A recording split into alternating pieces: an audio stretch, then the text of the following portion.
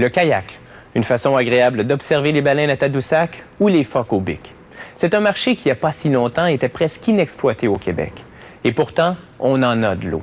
Des rapides à la mer, en passant par des milliers de lacs, le potentiel de croissance est énorme. Tellement que le marché croît de 25 % par année. Un kayak est moulé en faisant fondre du plastique sur un moule de nickel. Ce moule est fabriqué en deux parties.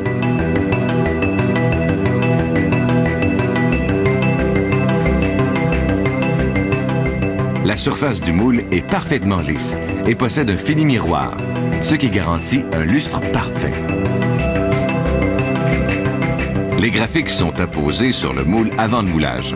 Ils seront ainsi bien imprégnés dans le plastique.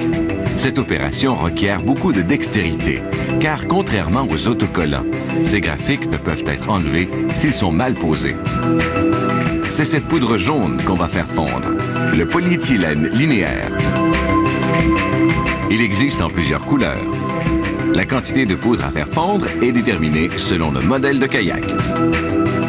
En même temps, dans un autre moule, on va fabriquer les autres parties du kayak, comme le couvercle du compartiment à bagages, la chandelle et le siège.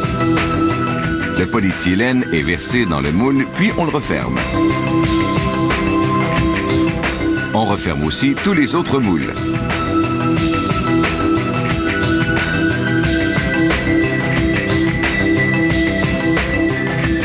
Avant d'entrer dans le four, les moules sont solidement refermés avec des attaches, évitant ainsi de perdre du polyéthylène.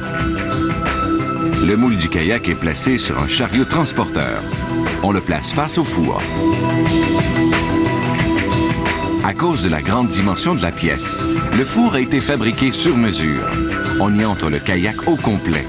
Le four mesure 7 mètres de long et possède un diamètre de 1,70 m. À 288 degrés Celsius, le polyéthylène contenu dans le moule fond.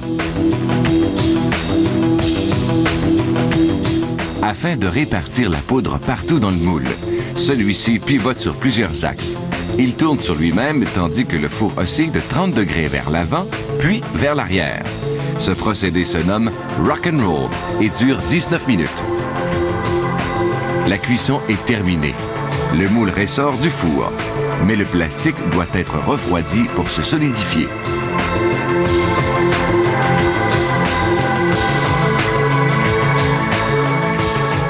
Pour ce faire, on place le moule dans cette chambre à refroidissement. Il ne faut pas refroidir la pièce trop vite, car elle se déformerait. Un kayak de 4,80 m peut perdre jusqu'à 15 cm de sa longueur. Maintenant, on soulève le couvercle du moule.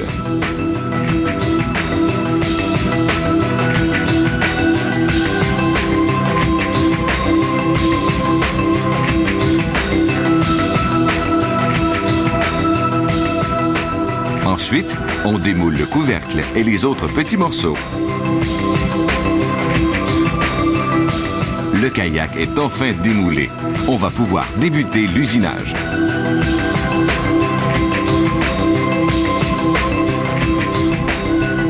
Le kayak est inspecté. Puis, on enlève les bourrelets de plastique laissés par le joint des deux moules. On passe maintenant à la finition. Cela débute par les poignées de transport qui sont vissées en place.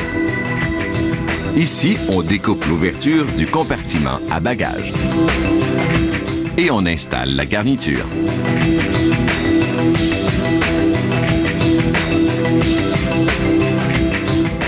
La chandelle est mise en position.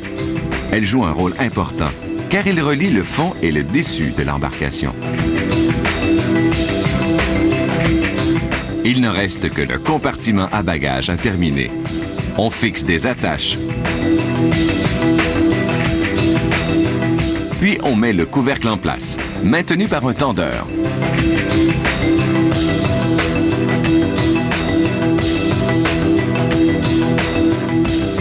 Finalement, le kayak est emballé, prêt pour la livraison. Cette compagnie fabrique 12 modèles de kayak de dimensions différentes.